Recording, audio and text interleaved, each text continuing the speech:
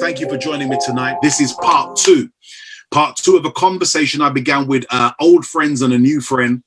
And you guys are kind of eavesdropping in, and we're going to have some Q&A at nearer the end of our conversation as we continue to unpack this topic of Christ, conspiracy and color.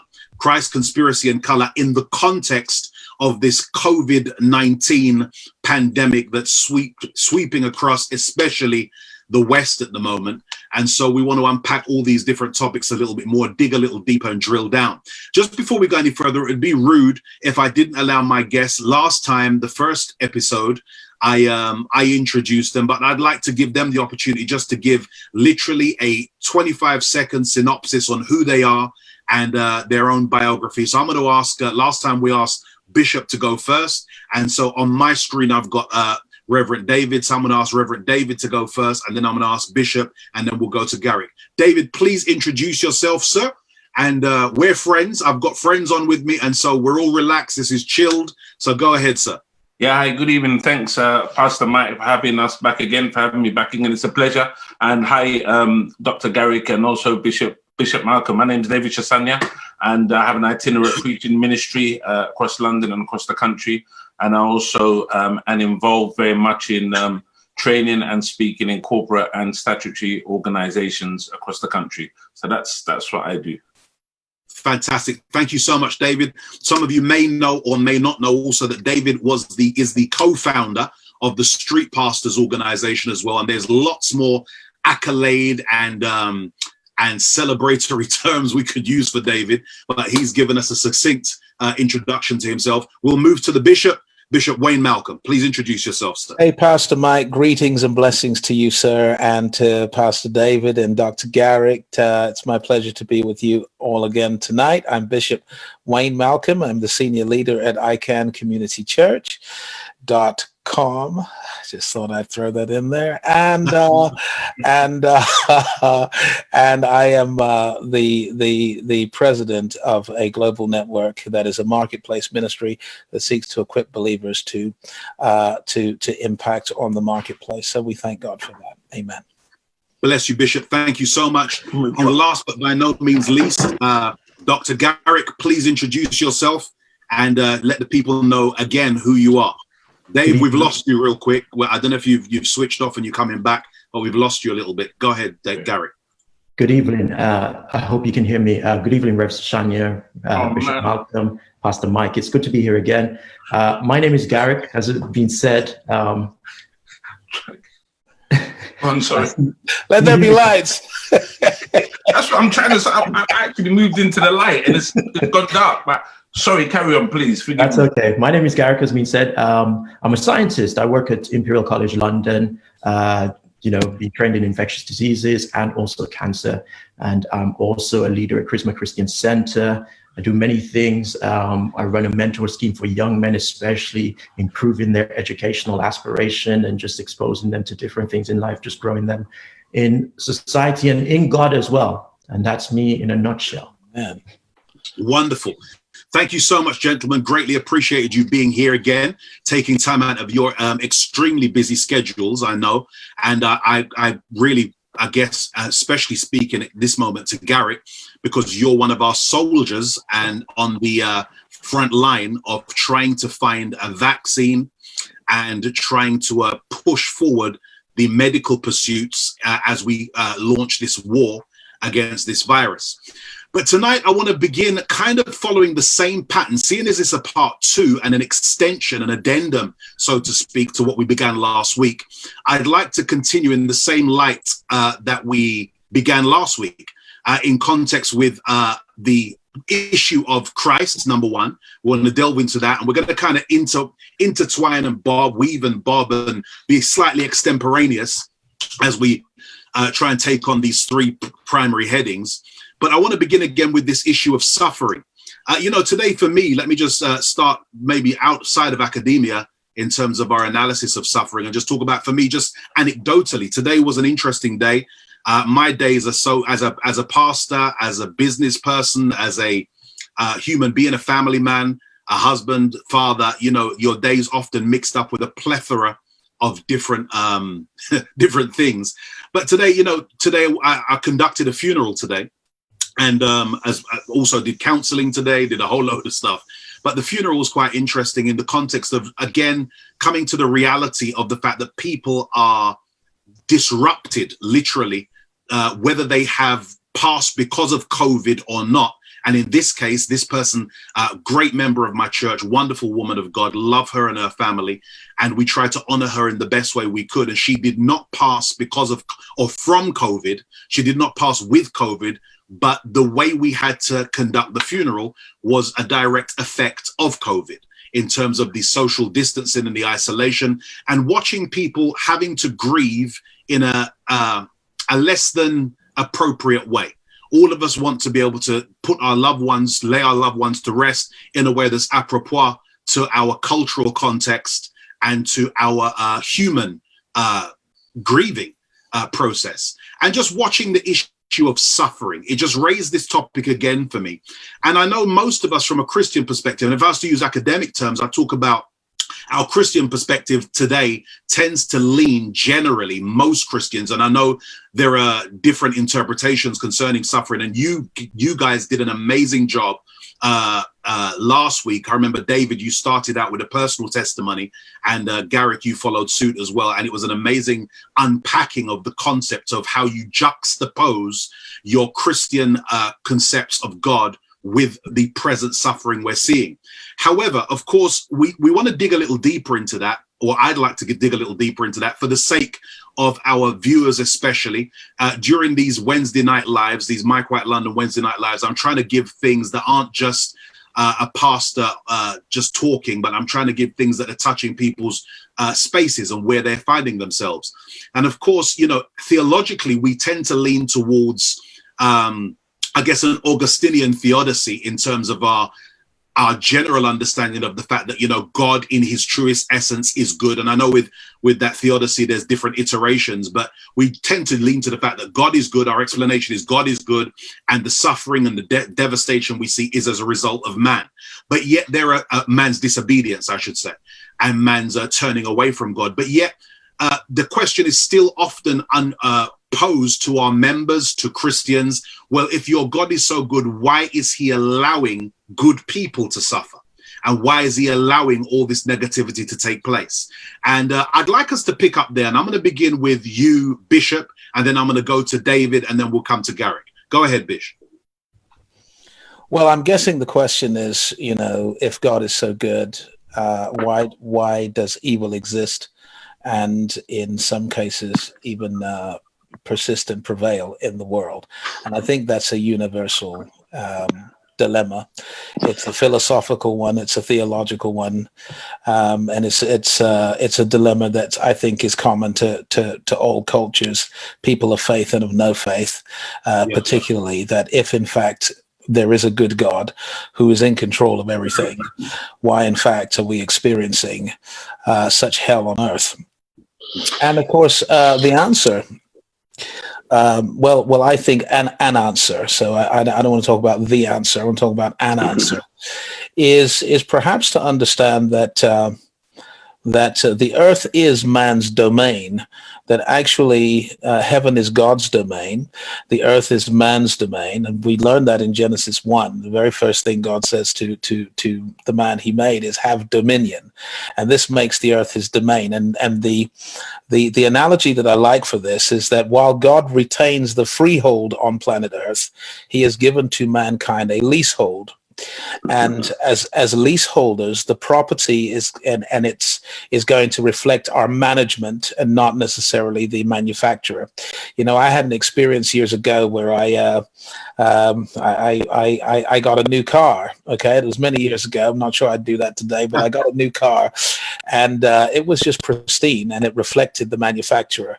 But after a year in my custody, it didn't quite look the way it looked when I got it. and certainly the intoxicating smell of the leather had disappeared and had been replaced somewhat by Kentucky Fried Chicken and other fast foods that I would consume. And at that point, the vehicle was reflecting my management. It was not reflecting the manufacturer's design. And so there's a bit of a misconception about the will of God. So a lot of Christians think, well, the will of God will always be done. But if the will of God is always being done in earth, Jesus wouldn't ask us to pray that the will of God be done on earth as it is in heaven. So it is done in heaven because heaven is God's domain, but it is not always done in the earth. Evil is not the will of God. Suffering is not the will of God. Death is not the will of God. Poverty is not the will of God. And the reason why these things happen in the earth realm is because this is pretty much our domain. Now, I suppose the good news is that there is a term on our leasehold, and you know, I think of eschatology as the expiration of man's earth lease and the repossession of the property by the freeholder, which is God. I also think that, you know, under the terms of any good lease, a freeholder cannot enter the property without the permission, invitation, and cooperation of the leaseholder. So if you are leasing a property, you can't just go home and find the freeholder sitting in the house, enjoying a cup of tea from your fridge. That's actually against the law in this country. And so what we find, I think, in the Bible is that we give legitimacy to the interventions of God in the world through our prayers. The reason we pray is not to motivate God to love us or to care for us, but to legitimize his intervention in the world. So I don't see the world in this current state as reflecting the management of God. I see it reflecting the management of man. And we have a way to go in making the world a better place. We have the responsibility to make the world a better place. And we don't just blame God or devils for the state of the world. We actually realize that we have the responsibility to make the world the way we want it to be. Great. Fantastic. Thank you so much, Bish. If you're listening in, this is our part 2 of our Christ conspiracy. And of course, we're dealing with the issue of not just Christ and conspiracy, but we're also going to talk about color in terms of the context of this COVID-19. And I've got my friends with me, my 2 old friends and my new friend, Bishop Malcolm, Reverend David Chisanya, and Dr. Garrett Wilson. And we're open by talking about suffering. If you're online tonight, I need you to make sure that you've shared this. Everybody, all 250 of you, make sure you share this, please, so that everybody can jump on it. And if you haven't got hold of part 1, watch part 1 after this. It's over on our YouTube channel, Tab London. Dave, can you please speak into this context as well? Bishop's given us a great biblical explanation as to how we can conceive or how we can grasp a better concept, I should say, of this issue of suffering and how God deals with planet Earth. We talked about, Bishop used a great metaphor, of course, the freeholder, leaseholder principle. You speak into this a little bit in terms of this suffering issue. Yeah, thank you very much. Sorry that I had a bit of a challenge with my my equipment, but I loved what Bishop said. I thought he offered some really powerful insights. I think in philosophy they call this the problem of theodicy, and that's what they call the problem of evil. And they talk about the whole idea, as Bishop said, of God being good, all powerful, but yet evil existing.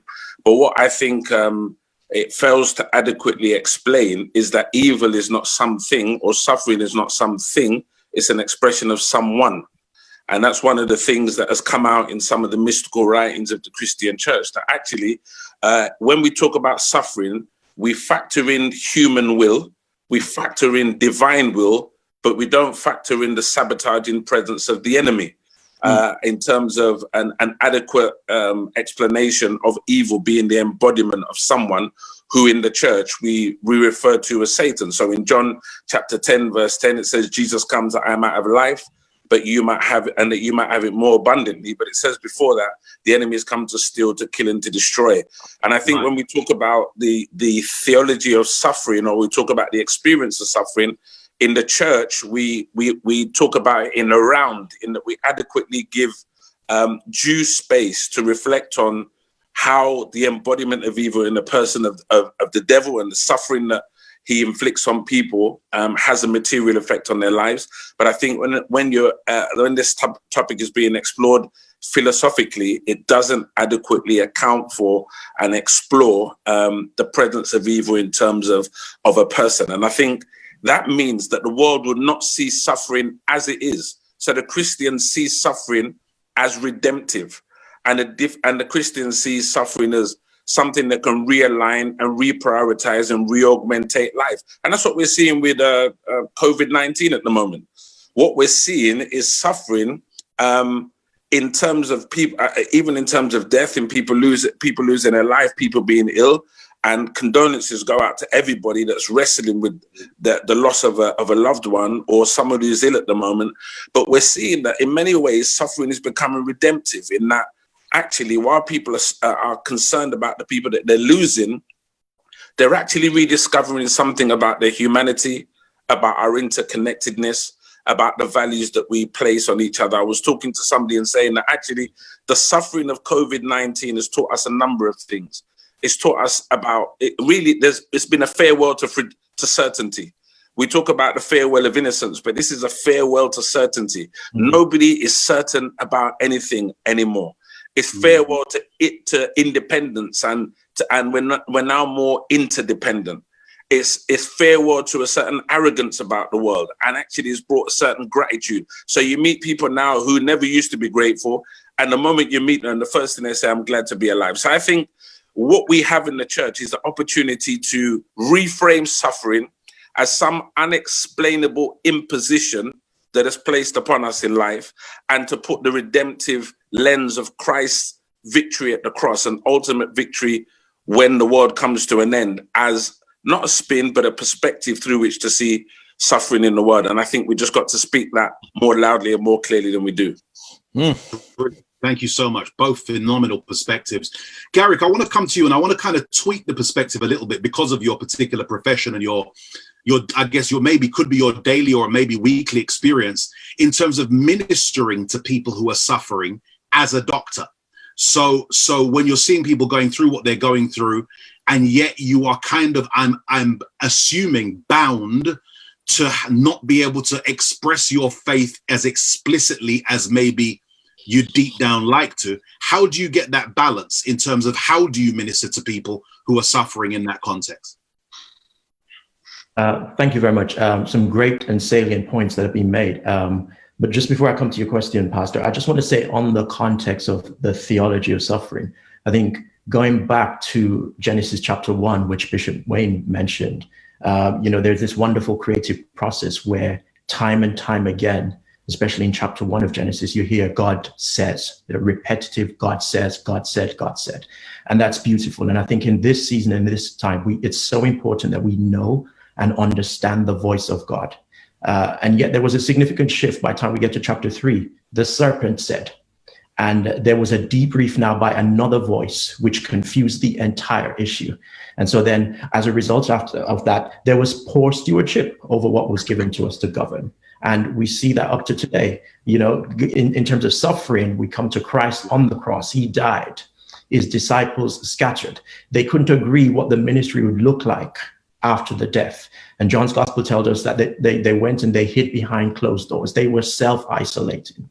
And they couldn't agree. Was he a man? Was he really God? Etc. And it's the same thing here. When all of this started, there was so much confusion. Should we close the church? Should we keep church going? Etc. We couldn't agree on any of this. Was it God? Was it the devil? Was it the work of man? We couldn't agree on any of this. And I think it's very important that we consider these things and realize exactly as Christ said to his disciples, remember what he said to you, that if you destroy this temple in 3 days, he will raise it up again. And so after the suffering comes a resurgence. And that's what we as people, as faith, believe.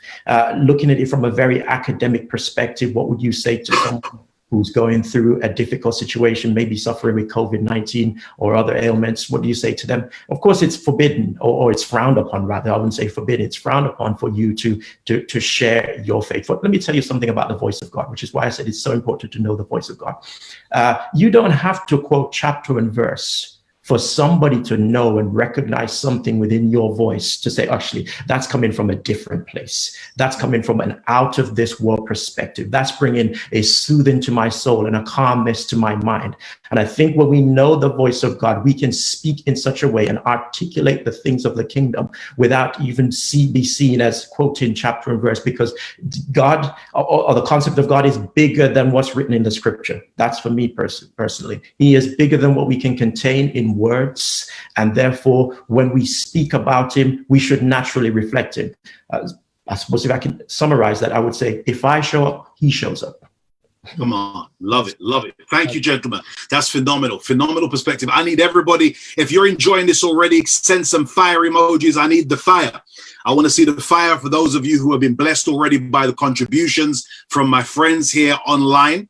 I'm trying to play host here and stir the conversation, because I think there's a lot we can learn from getting together and just talking and unpacking some of these points. So let somebody know that we're online tonight so that we can spread this information, which hopefully will bring inspiration and education to everybody's situation as they try and progress through this COVID-19 dilemma that we're in right now. I want to stay under that topic of Christ for a little while, but I want to move to his church. And there's something that we're noticing. I mean, number one, I want to kind of connect it somehow with the suffering issue, because I think, you know, the church are going to be the ones to really help alleviate people's suffering. If you study things like the faith audit that the Cinnamon Network really undertook a few years ago, they unpacked the fact that there's at least £3 billion worth, at least £3 billion based on the living wage. So those of you who might not be aware of this, if you're a viewer watching now and you're not aware of what's going on, there was a big audit done to see what the church, faith groups, but it was primarily the church, by far the church, bring to society that saves the government money in terms of our charitable initiatives, our ideas, our food banks, our mentoring schemes. I know Garrett mentioned that earlier, all this kind of stuff that we do. What does it bring to the economy? What does it save the economy? And they worked out, and this is just based on per hour, based on the living wage at the time when the audit was done. It worked out to at least 3 billion, that's with a B, people, pounds worth of help we bring to the economy. Now, with that being said, if the church is going to be the ones in the midst of this situation to also rescue, I mean, one of our missions at the Tab Church, where I'm from, is to make sure nobody's hungry. That's one of our big things. You can't do everything, so you have to take something and do everything you can with that thing. And now one of our big things is the hunger issue, because we just don't believe that anybody living in a first world country or a nation as rich as ours should be hungry. So that's one of our big missions at the Tab. And yet, you know, with all of this, we're seeing people pulling up, needing food still. You know, we're still running all our food banks and all the rest of things that we do. But I want to talk a little bit about why is it that when it comes to the church, and Dave, I want you to pick up. Is Dave gone? Have we lost Dave? Is he going to come back? We've lost him. I don't know where he's disappeared to. Team, you'll tell me. Is he still here? I can't see him, but I'm sure he's trying. No, you've gone. Okay. Well, I'll start with you, Bishop. I want to talk about, seeing as David's not here, I want to talk about why is it the church seems to be marginalized in the conversations when it comes to who the government's talking to concerning what's to take place, what should be done, what help can be done in terms of this whole COVID situation.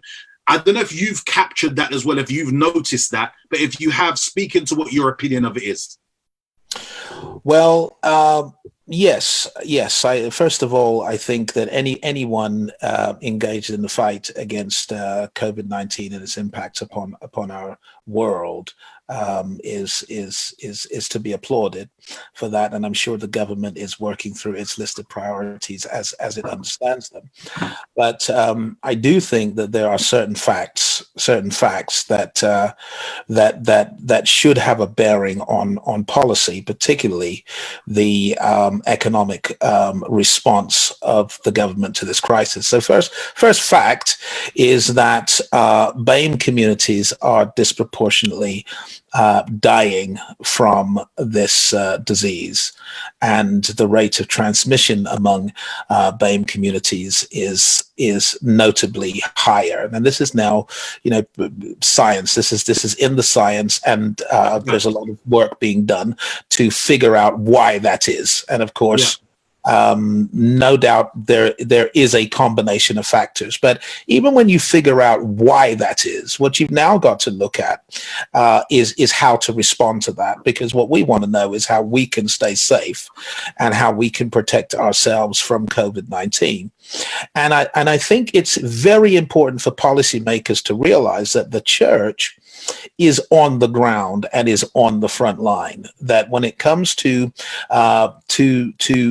many in the BAME community, it is the church that they will turn to for support, and it is the church that is not sitting down waiting for people to call us, but we're actively looking into the welfare of not just our members but our communities at large. So we are frontliners, So when I'm clapping, for the NHS and for our key workers and our frontliners every Thursday night at 8:00, I am absolutely clapping for our churches 100%, because our churches are on the ground, on the front line, dealing with grief and bereavement, dealing with anxiety, dealing with people that have been hospitalized, don't know if they're going to live or die, dealing with hunger.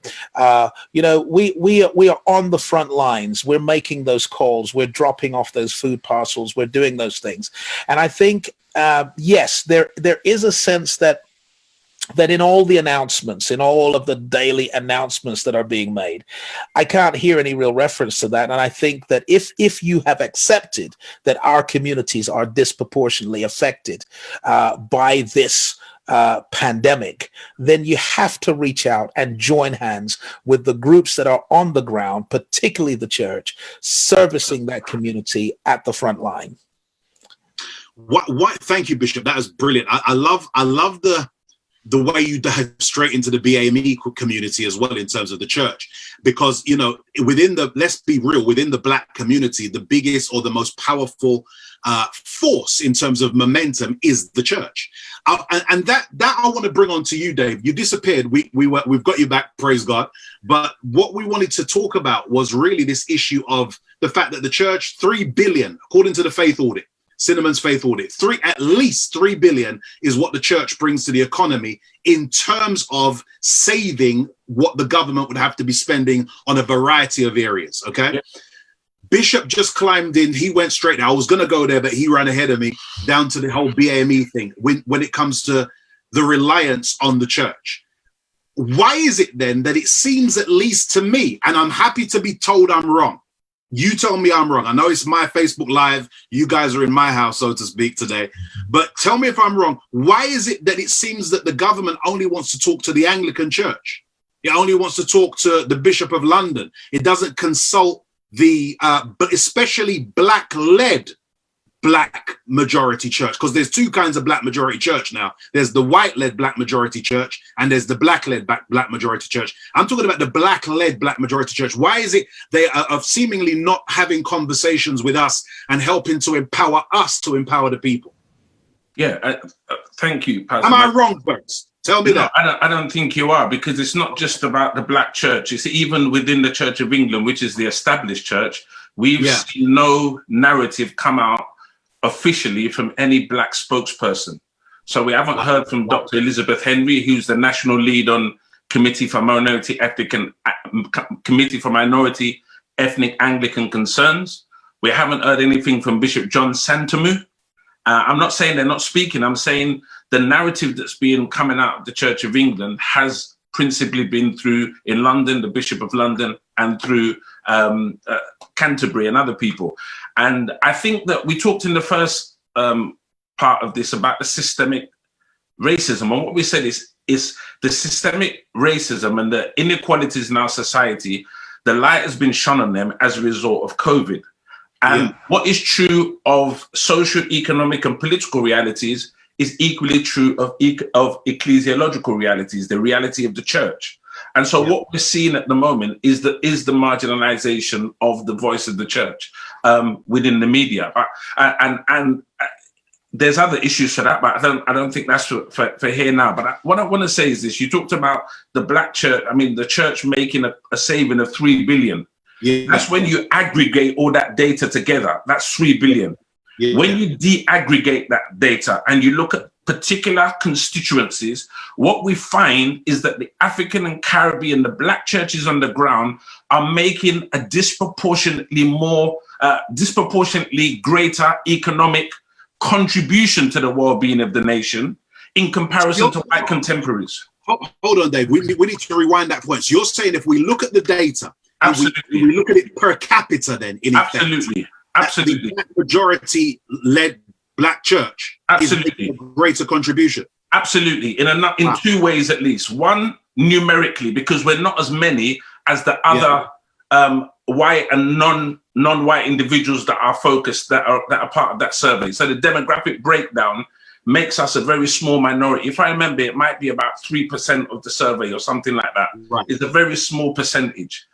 But then we also have we're responding to economic needs. So we're not just affected in terms of death, we then have to care for people. And in caring for them, we have long-term economic outputs that we have to give out in order to make sure people. So we heard about the lady who died, who was allegedly spat at, and she died, and she's got an 11-year-old daughter and a husband. Belly Mujinga. Sorry? Belly Mujinga, that's her name. Okay, right. So what we're going to see now is that the reality is, in a disproportionate amount of these cases, it's the churches that come to respond. And in one sense, we are, in reality, the Good Samaritan, in that we see somebody who's wounded on the road, we give all that we've got at the moment, and then we have to go and do some more work, come back and give more of what we've got. So we're giving twice and 3 times because we're constantly caring for people as they continue to live their lives. And yet there's less of us, and not just less of us, but because of the structural inequalities in society, we have less access to resources. So we're giving. You start to break it down. Let me cut in real quick, because I want you to talk about that a bit more, because that's a key point. We have less access to resources, and that's not the believed narrative. The believed narrative is that our churches, people come in, see numbers, because the black majority church is probably the fastest growing church still in this country. People see numbers and they think that because there's numbers, there's lots of financial resources, and that's not always the case. That's correct, but it also buys into the pathology about blackness, in that actually, because we're generous, it is portrayed as extravagance, or because we're generous and we have faith, it's portrayed as a lack of fiscal management or fiscal insight or understanding. But actually, when we get saved, so do our pockets.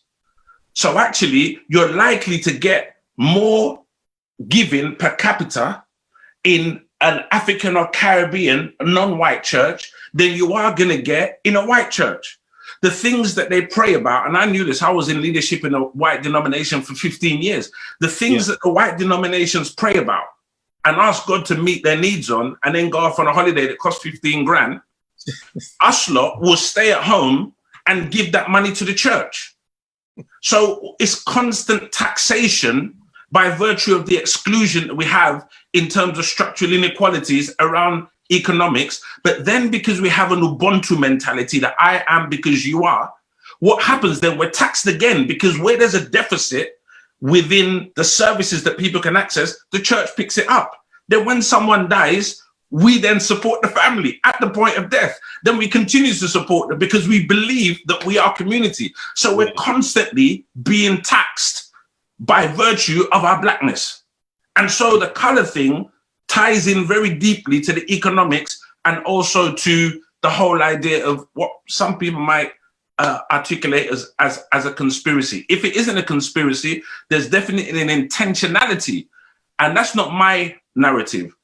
The race disparity audit at Downing Street and the Cabinet Office has done all the research to look at inequalities within black communities across the country. They're not my statistics. The government tells us that in every strata of society, we are structurally excluded. And that has a material correlation to economic generation within our community, and also to the access to resources.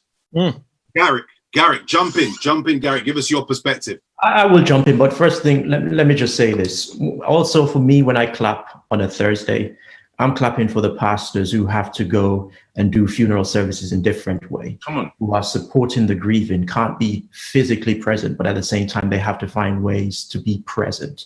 I'm clapping for cooks from BAME churches, Black churches mostly, who are preparing meals for the homeless and those who are poor, have got no money coming in, and still putting themselves out there on the front line to feed these individuals during trying times like this. But I also want to flip the coin a little, and I want to say to this, who should the government speak to? Is it ICANN? Is it the TAB? Is it Church of God? When we talk about the Black church and how the government is not actually connecting to us, who should they actually speak to? I wonder if we're united. And I wonder if we can unite and harness the economic power, the economic might that we are. The 3 billion figure was mentioned there, but that's collectively, that's together. It's not just one church or the other. So who does the government speak to? Who should the government speak to?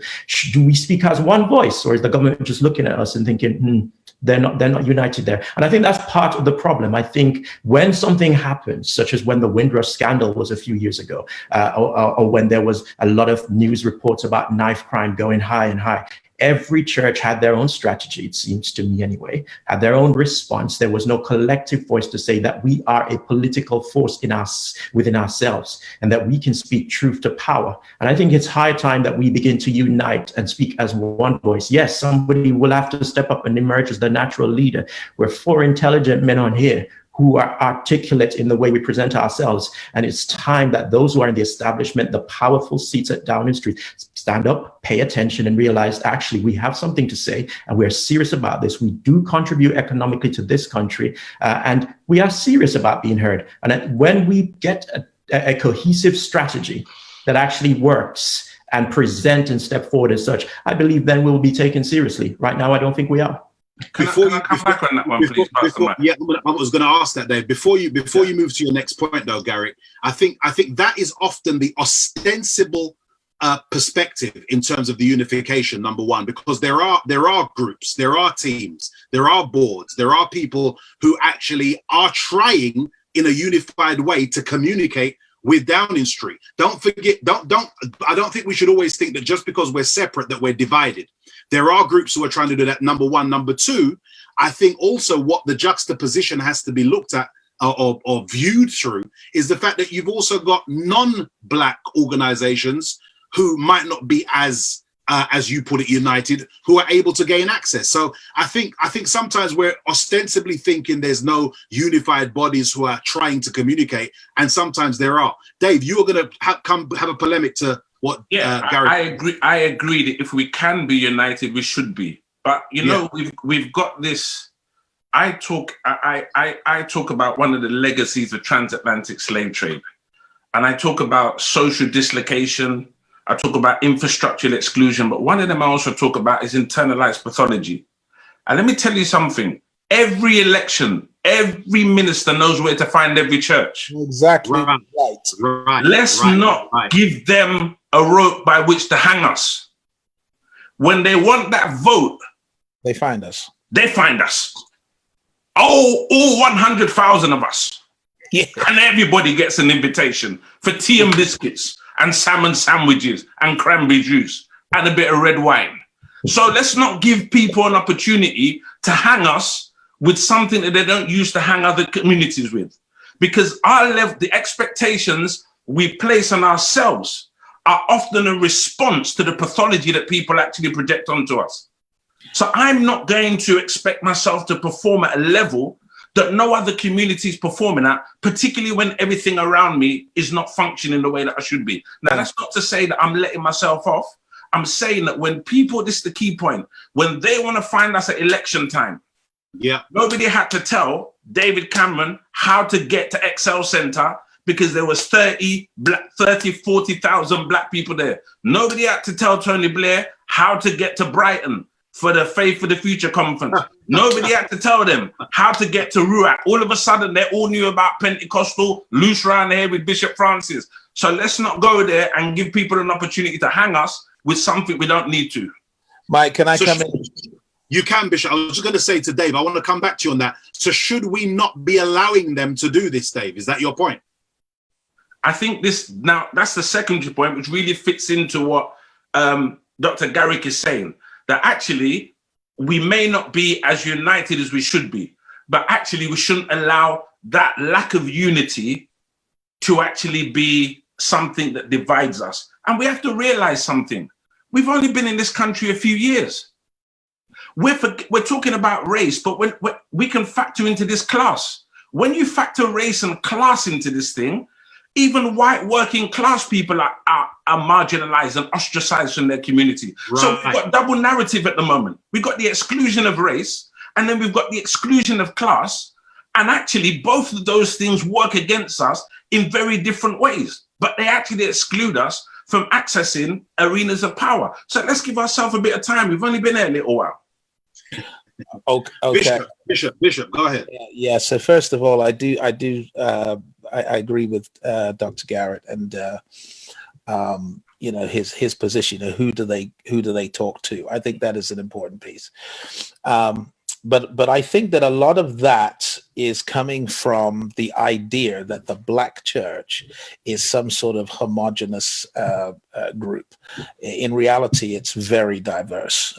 Black majority churches are very diverse theologically and diverse culturally.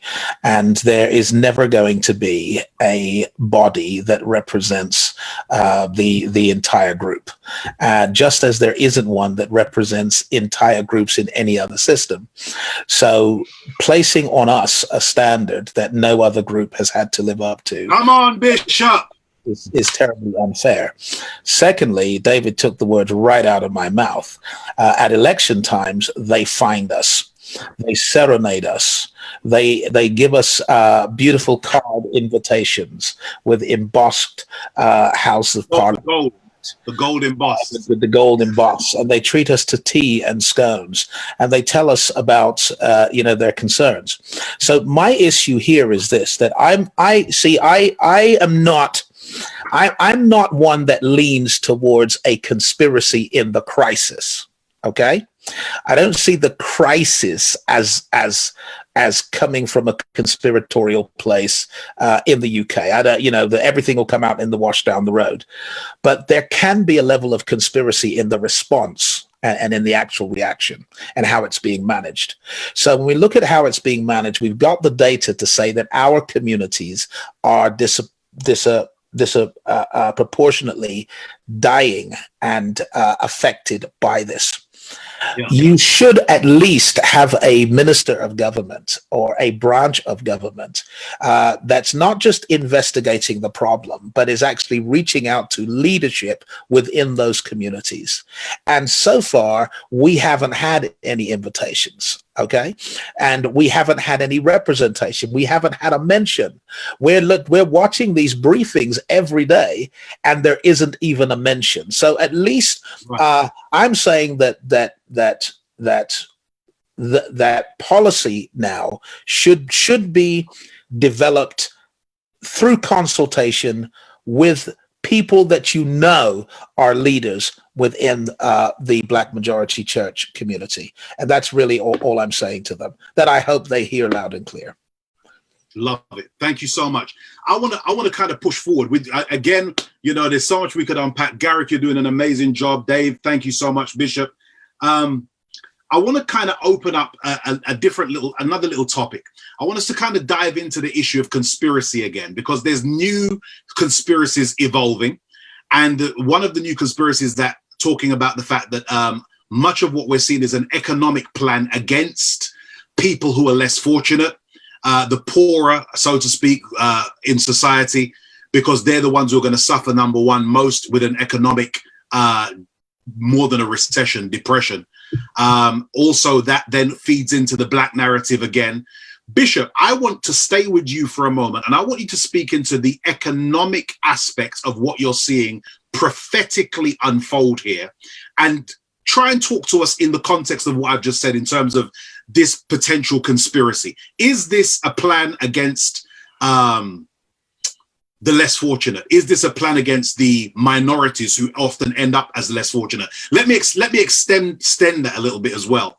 Of course, when you look at, of course, the statistics that are coming out concerning the people who are most infected and affected by this particular virus, we've talked about, even when we look at, as David mentioned, the unfortunate situation with this lady, Belly Mujinga, working at the train station. She should have been in the ticket office. They forced her, allegedly, to work on the platform, even though they knew she had underlying health issues. She's being forced onto the front lines. And then this is the same narrative coming out in the other areas, the care industry, the NHS, that people who are, let's say, the BAME community are being forced onto the front lines. And this issue coming up, especially within our community, and when I say our community, I'm talking about our ethnicity, that this is a conspiracy against our people, so to speak. Talk about that, and talk about especially the economic aspect. I've given you a big thing to climb into there, Bish. Go for it. That's really big, and I definitely don't have the time tonight to unpack my heart, because I think quite deeply into. Try, Bish. Try. Succinct here, number one, and say that typically in a financial crisis, the poor are left to pay the bill. So we saw this with the financial crisis 2008 through 10. It wasn't the bankers that that suffered. It was 10 years of austerity, of the dismantling of public services and the freezing of public sector wages, and whilst inflation was running rampant. So it was the poor that were left to pay the bill. And typically that is what happens in a financial crisis of this nature, where government has had to bail out everything, right, typically through taxation and through thinning the public services. That's what happens. However, my personal suspicion right now is that the economic devastation of COVID-19 will force even more fundamental changes to the way that society works. I think that we are seeing the beginnings of the collapse of our current economic model, because I cannot see personally right now how businesses that were already struggling before the lockdown, businesses that were already barely surviving, are going to come back, even with a loan, even with furloughing. Furloughing to me feels like delaying the inevitable. And the reason I think of it as inevitable is that outside of COVID-19, technology and globalization and a whole range of other economic and political factors were driving certain businesses out of business anyway. So they were already struggling to compete with the giants, okay, who could bring in the artificial intelligence, who could, we've seen our high streets pretty much decimate. In other words, this was already happening. What COVID has done is accelerated this, and it's now pushing us to a point where governments in the developed world are going to have to reconsider how society can work with poor consumers. It really doesn't, because if you're manufacturing goods and services, you need people to buy the goods and services, and if nobody has any money, then nobody has any money. Everything goes wrong. So I think that actually this is going to force a fundamental review of our economic model, and I am not sure that going back to normal is going to appeal to anyone, because normal was broke. Normal was not working, and simply trying to go back to normal, I'm not sure that's what's going to work. So I can see some potential scenarios in which there are more fundamental changes to our economic model and the way that society works. And to call it a conspiracy, well, yes, there's always intentionality when there's an opportunity for the rich to get richer while the poor get poorer. There's always going to be that, and that is certainly one of the outcomes. But when I think of, for example, our community, our BAME communities, we pretty much work in public services. So all of a sudden, all of these jobs that were seen as less honorable have now become the jobs that have saved our lives. These people have become the heroes, and so I am thinking that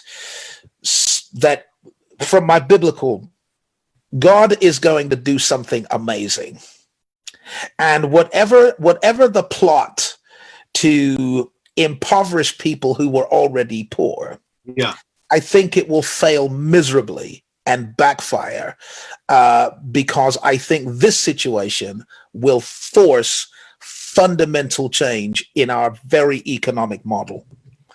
Love it. Thank you, Bish. Dave, the existential plight of the less fortunate, tell us how you're seeing that in terms of the economy. It's going to get worse, and it's going to materialize in greater social inequalities, greater social exclusion, a lack of cohesion in communities.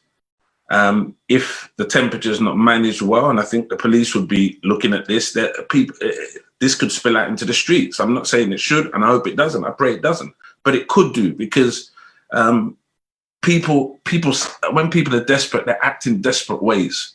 And I think that this is going to have some real significant impacts. I think I don't want to be unequivocal in saying that there's a conspiracy. I think that there's, if you I listen to a lot of things. I listen to things that other people wouldn't listen to, because the best way to propagate a falsehood is to put some truth in there. So wherever you hear falsehood, it's often built on truth. And if there's a responsibility to kind of take the chicken and the bones. So I listen to a lot of things, and I think there's a lot of people well beyond the church who have got some serious concerns about what's going on and why it's going on and what's happening. But what I will say in terms of conspiracy, which is absolute and unequivocal, is this: there is a conspiracy of silence. And what Jesus says is, that you're not for me, you're against me. So if I'm not hearing a narrative that is intentionally looking at not just kickstarting the economy or building the economy, but a narrative that's looking at the poor and the disadvantaged and the marginalized of all classes and of all cultures, and from a particular class, then actually there's a conspiracy there's a collusion there. Yeah. And I think that that's where the church has a prophetic mandate. Yeah. To say, actually, in the same way you're not speaking to us, you're not speaking for them. And the church has what I call institutional parity. The church is as big as any multinational. It's as big as any it's got multiple stations right around the world. When it speaks to government or it speaks to any institution, it speaks with parity. It speaks with a certain degree of equality, even more power, because we're fueled by volunteers. And that takes a unique skill and a unique set of passion. And we're often coalescing around the same values and the same convictions. So the church is what one writer called the church is the umbrella of legitimacy. So what we hear is the complaints of the disenfranchised, the complaints of the weak, but their voices cannot be amplified loud enough to speak to people in power. But the church is that umbrella of legitimacy that can offer an interpretation of their life experience based on their service and their solidarity with that community. And the church can turn that into policy language because it has the people and it has the experience and it has the processes and the protocols. So I think that the biggest conspiracy that we should be thinking about at the moment at the church is the conspiracy of silence. Wow. Why are we not, as loudly as we can, be speaking for people? And why are people's voices not being heard in a way that it shapes the policy that might be fed into this reconfiguration of the economy that Bishop Malcolm's talking about? If you're enjoying this, everybody, I need to see at least 100 fire symbols. Let us know 100 fire symbols. If you're enjoying this, if you're gleaning wisdom, if you want us to carry on, those of you who are going to stay with us, We're going to have Q&A in just a moment. I'm about to turn my attention to Garrick for a little while, actually.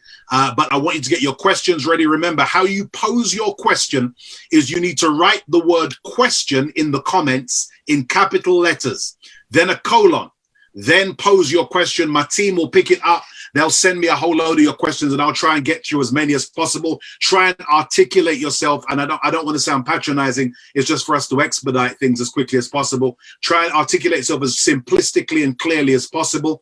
Think through your question, then write it out. So that's capitals question, the word question, colon in the comments, and then your question. And we'll get to that in a moment because I'm going to give a whole load of time now to my attention to Garrick. We have an epidemiologist, a disease specialist, a person working in Imperial College Hospital, working with the group who's trying to push forward for a vaccine.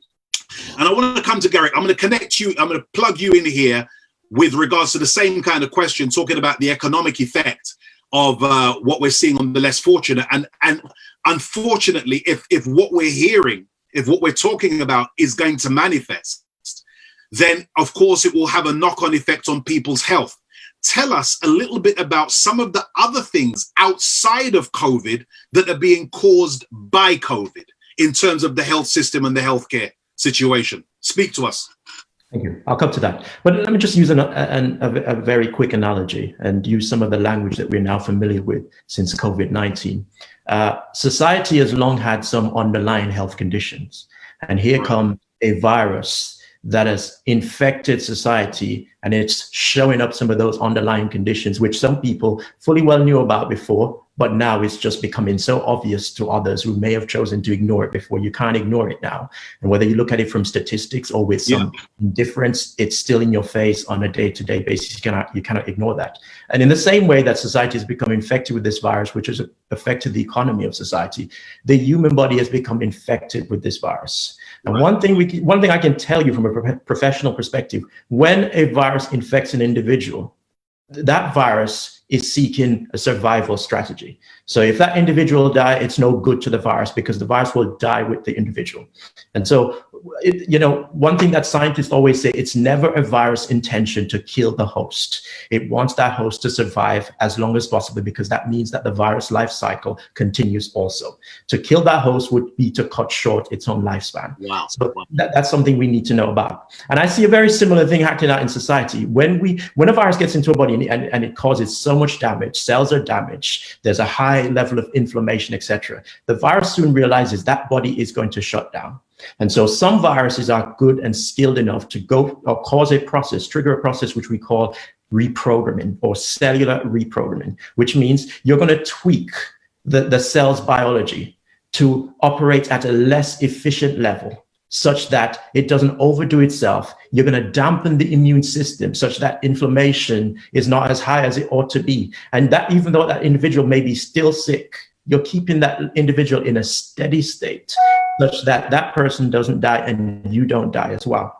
And I think when it comes to society and the effects of the economy, especially on the marginalized and the poor, I think soon enough, government will realize that if those individuals are disproportionately affected, that's not going to be good for society. And so you need a process of controlling that level of inflammation, because if they die, we all die. The NHS can't survive without us. The food industry can't survive without us. Whatever local councils does in schools and all the other wonderful services that we enjoy in society, they can't survive without us. So there needs to be a strategy that says, you know what, we all survive together or we all die together. And I think that has to be realized very, very soon.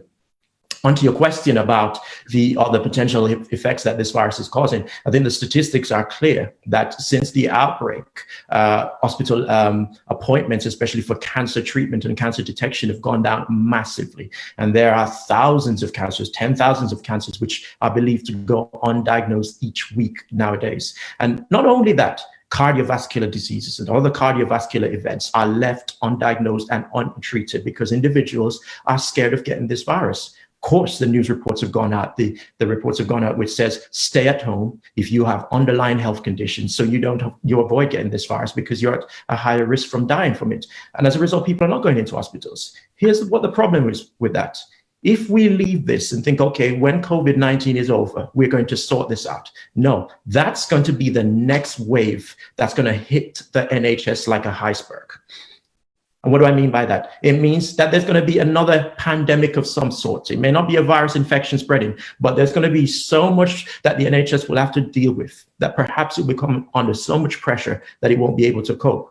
And so when everyone is jostling to get a cancer appointment, when everyone is jostling to get into the heart clinics, when everyone is struggling to get treatment for other conditions, and then where are we going to be placed? This is affecting us badly already. Who says that you and me as a Black person, I'm speaking to Black people right now, who says that we're going to be placed at the top of the list? We're going to be at the front of the queue. I'm saying to you, hospitals still have zones which are specialized as COVID-free, separated as COVID-free to treat other conditions. Other areas of the health service are running. Not every doctor and nurse that we're clapping for on Thursdays is actually working with COVID-infected patients. Cancer specialists are still doing their jobs. Cardiovascular specialists are still doing their jobs. Endocrinologists, whatever you want to call them, are still doing their jobs. And I'm saying to you very loud and clear, if you're in pain or discomfort or you suspect something, go and have it check out. Don't wait till after this, because the NHS may end up being burdened and you will be left in a worse position. Phenomenal. Please. Thank you so much, Gary. I'm going to stay with you. We're going to go to some questions in just a minute. But the first question I want to ask you is, in your opinion, your opinion, how close are we to a vaccine? That's a difficult one, because normally the process of vaccine development, it's not a moment, it's not a question of weeks or months, it's years. These things are normally some things that take years. Obviously, we're in a difficult situation now, which means that there is a need to expedite this. And of course, much effort has gone into it, and we've seen trials start already. Yes, sir, go ahead.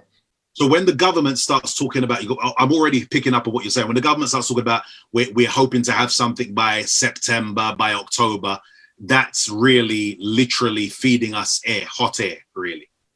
Government has, if I can put it like this, government must do politics. Let's say that, because they're in the business of politics. They're politicians. When we talk about vaccine development, this is a question of years. Yes, the technology has improved over time, which means that we have made significant advances in terms of where we are now. Trials have already started. We do not know yet the outcome of these trials. Only time will tell. And yes, whilst the government is saying, okay, we may have something in September, October, before the end of the year, here's the crucial question from the biological perspective.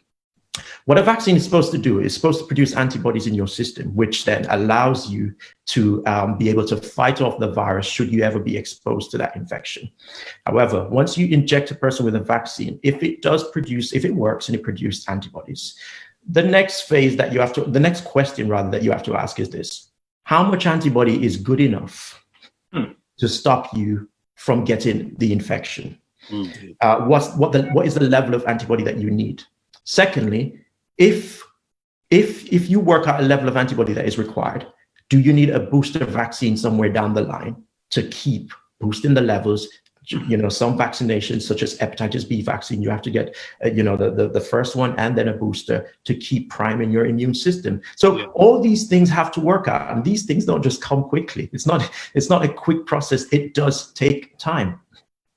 Yes, Bishop. Bishop, I'm gonna give you privilege to ask a question, and I'm gonna jump to the people. Now, people, I need everybody just be patient. We're coming to you with some questions. Bishop's gonna ask a question first, then we're going to jog on. Go on, Bish. Yes, Doctor.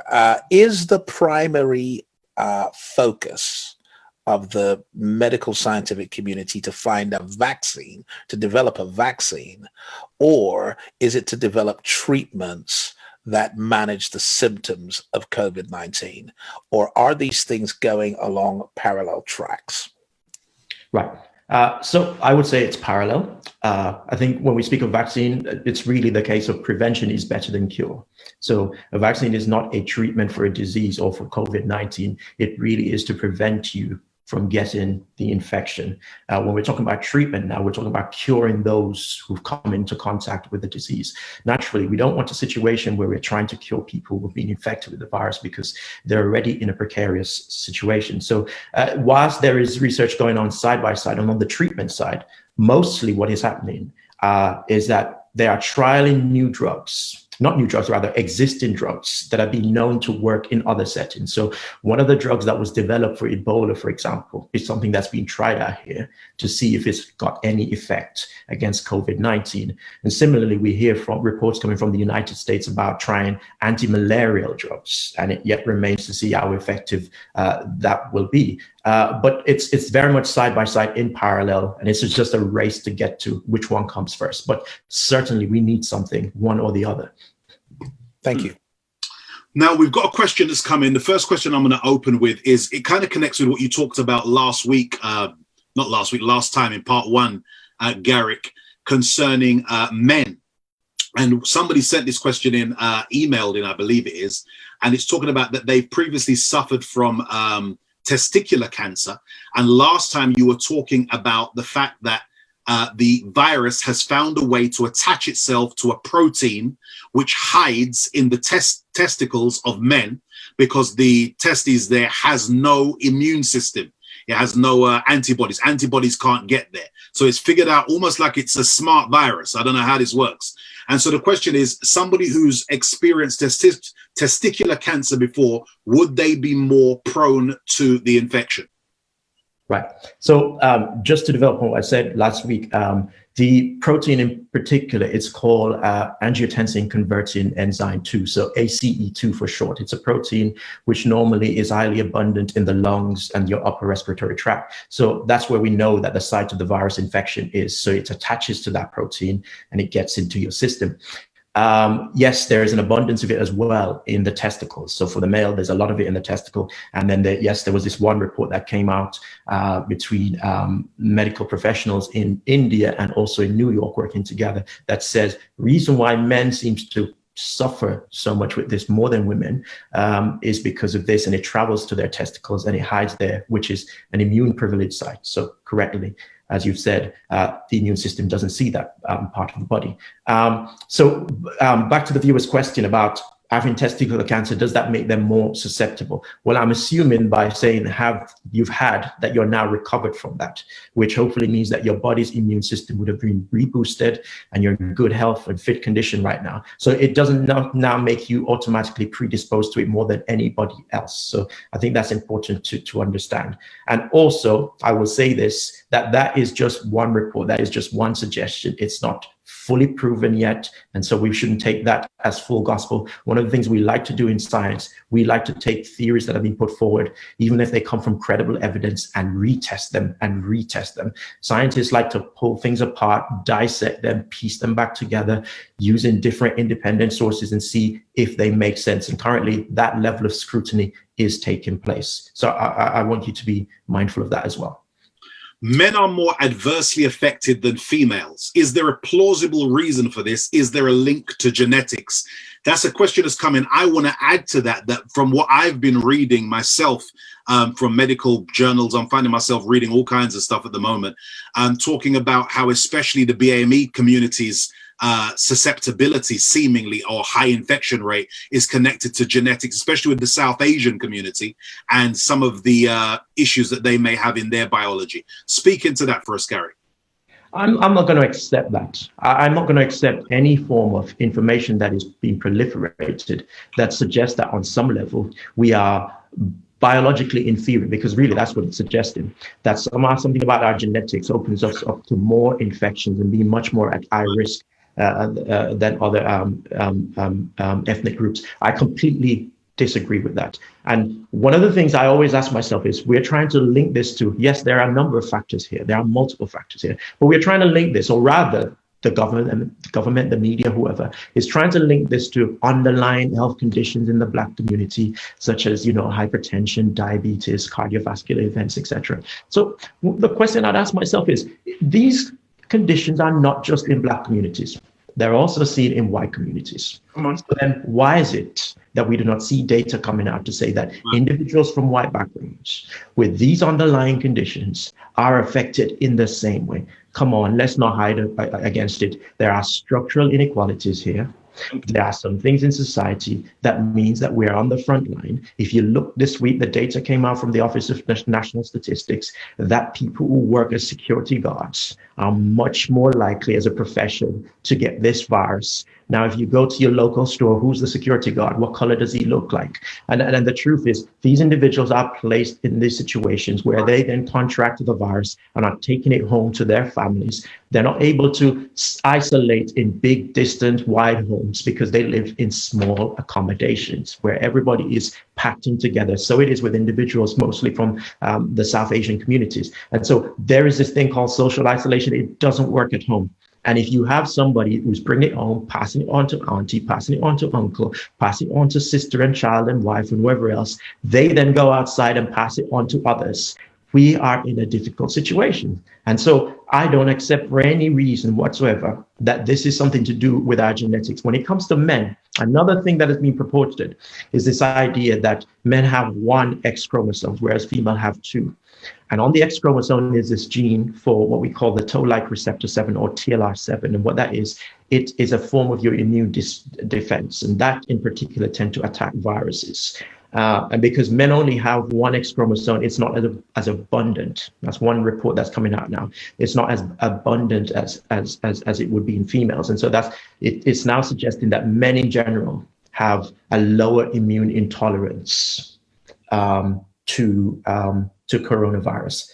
So that's one thing that is coming out. But again, that needs to be scrutinized and that needs to be looked into further. What I will say, and this is important, whilst we're talking about peak, and we reached a peak in hospitals, and now we're seeing a situation in the care homes, and we're reaching the peak in the care homes, I think we need to look carefully that perhaps there's another peak in the Black community and that we've not reached it yet.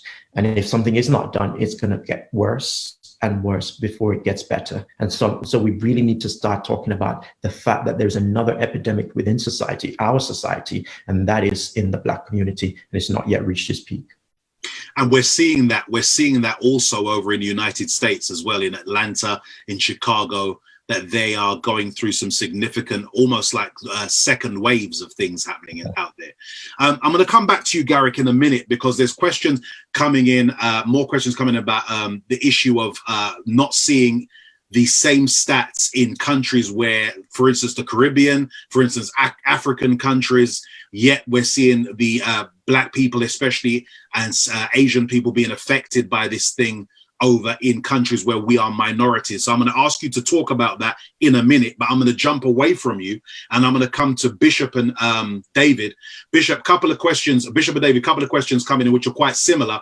By the way, everyone, I know some of you are watching and you're asking questions about 5G and about all kinds of stuff. Some of these questions I'm not going to pose here because they were answered in part 1.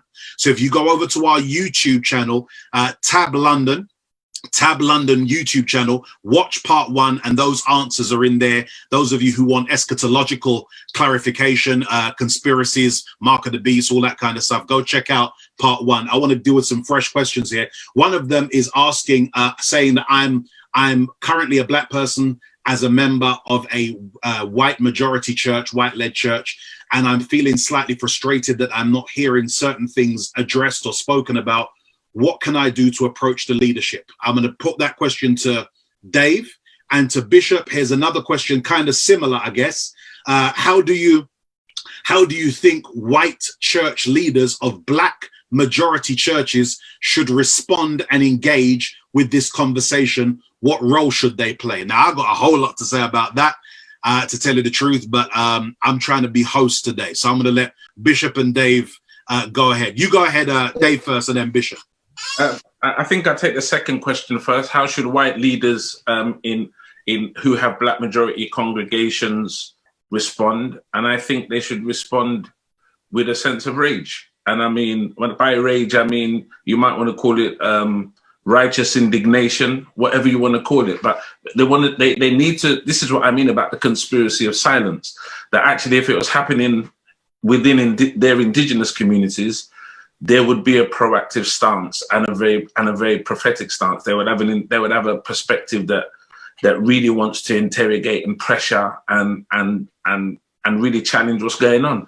And I think earlier on this week I called out white leaders on Facebook and said, look, Ron Nathan said years ago, you bring us along to your conferences, we sing and we speak, we sing and we dance, we sing. You love our color. You say we've got spiritual vibrancy. You love the way we sing. But when someone dies in our community, there's a deafening silence. And there has been a deafening silence from white leaders. And so I think they need to respond with the same degree of, a greater degree of righteous indignation, because if they're in Christ, they should be sensitive to the inequalities, the structural inequalities, which are actually systems of sin and systems of oppression. And so they should be standing in solidarity with black leaders or black people in their congregation. I think that's an example of the conspiracy of silence that I'm talking about. And not only that, there's a very famous writer by the name of Eric Law, and he said that for Christianity, black leaders and white leaders have two different entry points. He said for white leaders, the entry point is crucifixion because they have social privilege. Yeah. But for black leaders, the entry point, or black Christians, is resurrection, because we've already been socially crucified, that we need to come alive. And I think at this point, it calls for white leaders to take on board the reality of the death of Christ, to die to themselves, to their own privilege, and to lend that privilege to those people in their churches and in African and Caribbean communities and other communities that are disproportionately affected. Now, for the person who is the person who's in a white church and is a black person in a white church, I think a couple of things. Ask them to pray, but ask them if you can lead prayer. There's often a sense of guilt that comes along when white people see black people suffering, particularly in church. The Holy Spirit has touched people's conscience, and there's a sense of guilt sometimes. And I think sometimes it's right to say, look, I want to pray. I want to pray on a Sunday morning and bring to your attention this thing. Maybe pray yourself or ask somebody else to lead the prayer. I think the other thing is to call the pastor and tell him or tell her, because they may have heard but not heard. And I think it's important that we do that. I think the other thing is you actually connect with leaders and congregation members in black-led churches. Tell your white leaders what they're doing there and the need for them to stand in solidarity with them. So there's some very practical things that could be done. The worst thing that you can do is keep silent. And I think simple things, going on a Sunday morning saying, can we pray about this? I'd really like this on prayer meeting. And if you're in leadership within that church, very simple. I always used to do this, put it on the agenda. Because once it comes on the agenda, it never comes off, because they discuss it in one meeting, the next meeting it becomes matters arising. Then it goes on to the next meeting. And I think there's some very practical things that you can do in terms of getting it, not just into people praying, but getting into the fabric of the life of the church, so that people can really take it on board as something serious. Thank you, Dave. Bishop. Okay, so I'm just going to take the two questions and I'm going to make them one. All right. Yeah. I'm just going to speak to the conspiracy of silence that David so eloquently made reference to, but I'm going to take it to another level. I'm going to call it the sin of silence and the abomination of silence. You see, God said to Ezekiel, "Son of man, I have set you as a watchman upon the wall." And he said, if when you see the evil coming, you sound the trumpet and warn the city that the evil is coming, he said, then if they hear the trumpet and they do not respond, then they will perish, but you will not have their blood on your hands. But if you see the evil coming and you do not sound the trumpet, in other words, you become an accessory to this crime by failing to sound the trumpet, he says that they will perish, but their blood, I will require it at your hands. Now, the reason I say this is that the systemic and social inequalities that have become evident through COVID-19 were not created by COVID-19. They have always been here. Okay, our communities have always been disproportionately affected by so much. I mean, before COVID-19, it was the knife crime issue. Okay, so any leader that is quiet right now or silent about the inequalities, the injustices, in the face of such a stark reminder such as COVID-19, is not really worthy of that position, and really needs to question their heart, and their role, because I think that as pastors, we are watchmen on the wall, and we do have to make noise. That's what we're called to do, to make some noise. So whichever the color of the leadership, this is an issue that threatens to devastate a generation, not just those who physically die, but even more so those that survive, because they're surviving with mental scars, emotional scars, financial scars. This has big ramifications for our community, and no leader should be silent at this time. No leader should dodge the issue. So you shouldn't feel awkward about approaching your leadership and saying, okay, look, can we pray into this situation? What's your view on this situation? How are you going to become a voice for us? How are you going to represent us, in your spheres of influence? So that would be my answer. As a pastor, I'd like to throw something in as well and say it's an indictment on the leadership if they need to be asked to speak up. And I think that's more what scares me, is if there's suffering and obvious inequality and obvious problems happening, and somebody who claims to hold the title pastor, i.e. shepherd, has to be asked to speak up for a certain demographic of the sheep. I think that's probably more of an indictment.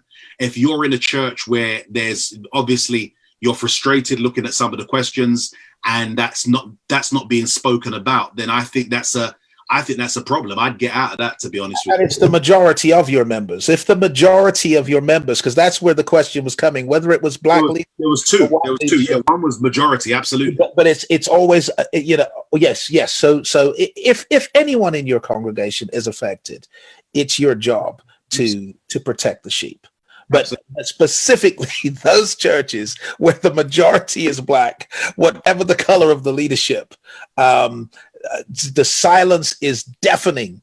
It is not just it's not just a conspiracy. It's an abomination. It's absolutely evil to be quiet about this issue at this time. And can I just add to that, please, Pastor Mike, which is this. The nature of the inequalities, and I've gone about this because that's a prism through which we need to see this. The nature of inequality means that there's exclusion. It's more likely for a group of white ministers to get together and meet with government and civic leaders than it will be for black leaders. Then actually, if you come in at the point of crucifixion, you deny yourself the privilege or the right of going on your own, and you bring along one of your black ministerial colleagues.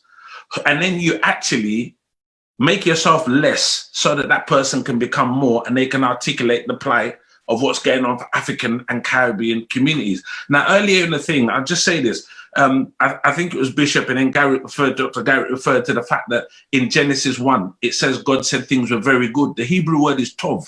It just doesn't mean that it looked nice, it was aesthetically beautiful. It means that the relationship that existed between things was harmonious. Yeah. Now, suffering and COVID and everything else only amplifies the already existing suffering of being disassociated or separated from God. And so what's happening now at the moment is that actually we're expecting people to speak about an amplified form of suffering when they've colluded with a quiet form of suffering. And that's why I say there needs to be a prophetic perspective that we offer, that we need to actually challenge our white leader friends. My white leaders, I'm asking them the question, are you going to say anything or not? Because actually, up until this point, they've colluded, and the collusion hasn't had the material impact that it's having now, which is concrete death. And the possibility, as Dr. Garrick is saying, a second epidemic that's exclusive to our community, who's disproportionately serving the nation and keeping the nation running, particularly on the NHS. So I think there's some real challenging questions we've got to ask, and black leaders need to ask white leaders, what are you saying? But Dave, here's my challenge. If you just used the term, which for me was, and with the greatest respect, yeah, we kind of contradicted the relationship, because you said if I'm going to say to my white leader friends, why are you silent? My question is, were they ever friends? Yeah, if there's obvious suffering with a certain demographic, yeah, it goes back to one of the other things that I always get confused about is black people who go into white-led white-led churches and then complain about systematic structures that are not particularly affable towards their own demographic, if I could say it in a long-winded way, and stay there. Whereas my parents' generation, when they encountered that, that's where the black majority churches started, because they went and started their own thing. So why sit under that kind of a regime? That's what I get confused with. Go on. One of the consequences of the transatlantic slave trade is, like I said earlier, it's internalized pathology. We accept things from whiteness that we don't accept from blackness, because we have a deep-seated pathological view of ourselves, which contradicts with the kind of view we have of ourselves as actually people who are made in the image of God and make a good contribution. So we live with this duality, an intrinsic, what they call an ontological sense of ourselves, the idea that we're made in God's image and likeness, but an existential problem emerges through our social experiences. And I think that sometimes that manifests itself in church, that we don't tolerate things under black leaders that we actually tolerate under white leaders. Let me just say something like this. You go into a black church and you will get a black leader who is exceptionally gifted, and his gift will be used in that black church. You take him now into a white church and he'll be lucky if he can darken the door of a leadership meeting. If he's the worship leader, they'll let you worship. Yeah, but then you become, and this is where we have to take.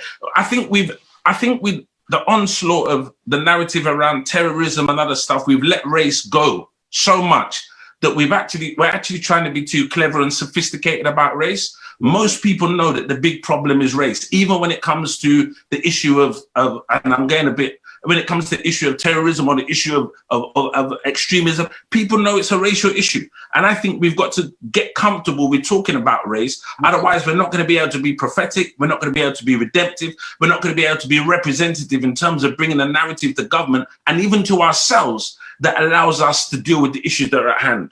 Thank you, Dave.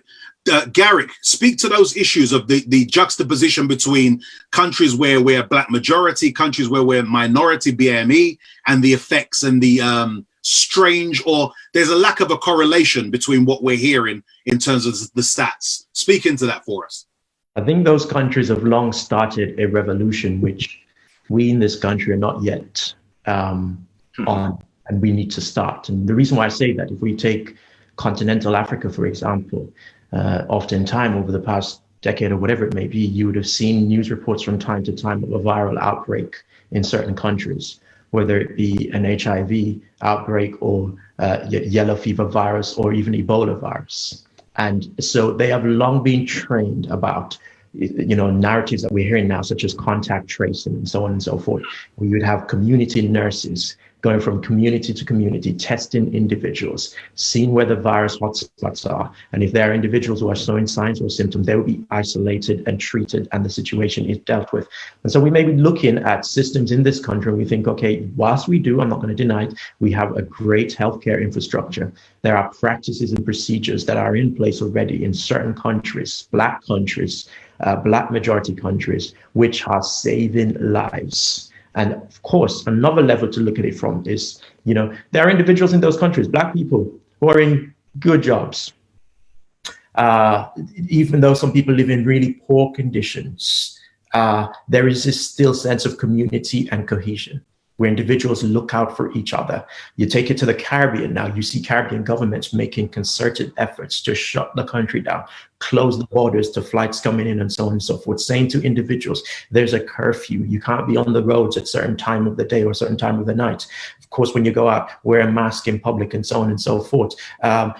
Countries where individuals are trained even from home, that this is what basic sanitization look like. You wash your hands before you eat your food. You shouldn't have to allow a situation where there is a viral pandemic for a government to teach you that you ought to keep your hands clean. When you sneeze, you ought to cover your mouth and so on and so forth. And it's like these practices are just some things that are new to us, and it seems to be new to some people in this day and age. And there are a number of different factors, but what I'm trying to articulate here is that we see and also, actually, I need to point this out as well.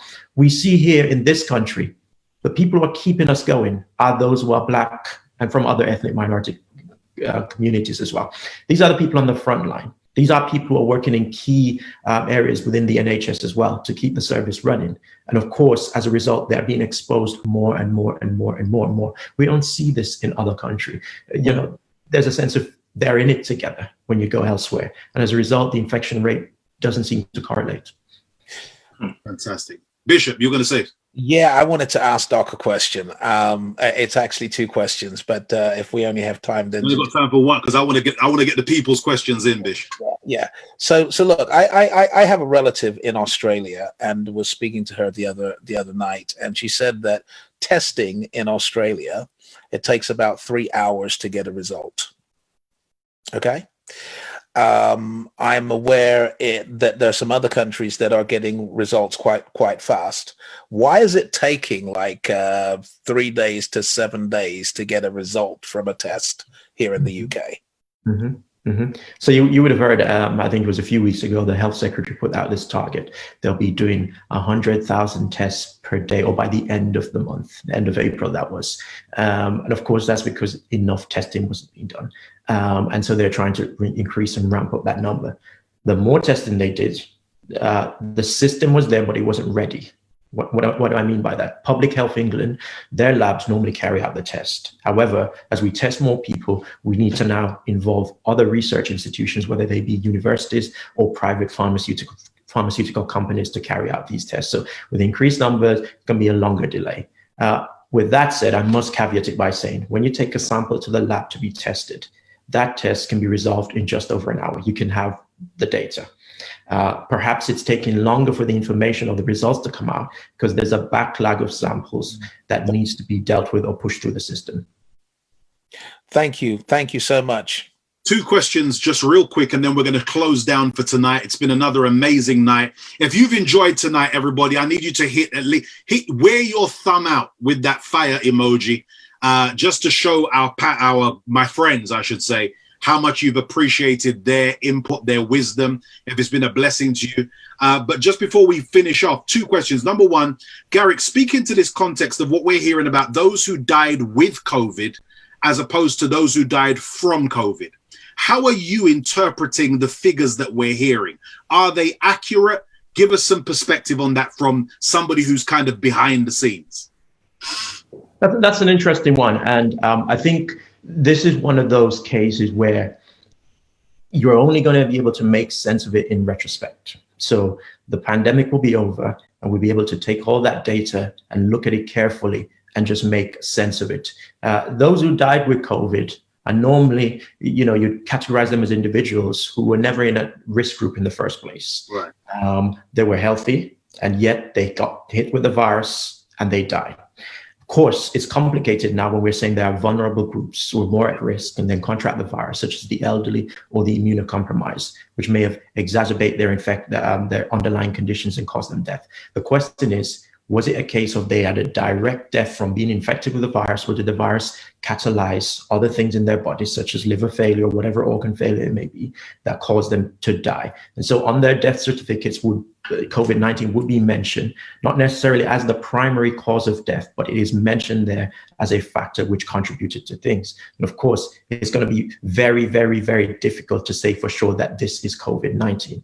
And that's why some people are very dubious about these numbers that are coming out daily, because maybe it's not accurately recording the figures, or maybe it's underreporting the figures. Certainly scientists believe that the figures are underreported because most of the deaths are attributed to died with as opposed to died from. So therefore, there's a lot of underreporting taking place. It's a very hard thing to discriminate, and I don't think we're going to be able to do that until the pandemic is over. We're able to look at the data and really pull it apart. Great, phenomenal. And last question, coming kind of similar questions. By the way, everybody, I want you to know that we haven't got every question answered tonight, and that's because some of them were already answered in part one. So over on our YouTube channel, subscribe, by the way, to Tab London YouTube channel, and you'll see all the new stuff we're going to be releasing, stuff that's already gone up.